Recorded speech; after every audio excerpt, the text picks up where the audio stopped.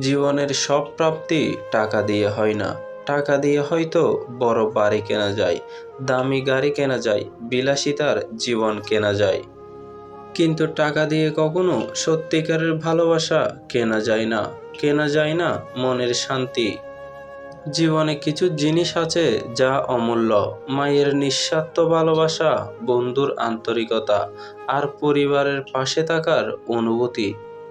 এগুলো কোনো ব্যাংকে জমা রাখা যায় না, কোনো বাজারে কিনতেও পাওয়া যায় না।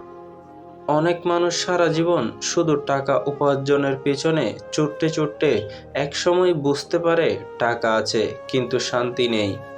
সব আছে কিন্তু পাশে নিজের মানুষ নেই। তাই জীবনে শুধু টাকার পেছনে নয়, মানুষের ভালোবাসা আর সম্পর্কের মূল্যও বুঝতে শিখুন। কারণ দিনের শেষে জীবনের সবচেয়ে বড় সম্পদ হলো টাকা নয়, মানুষ।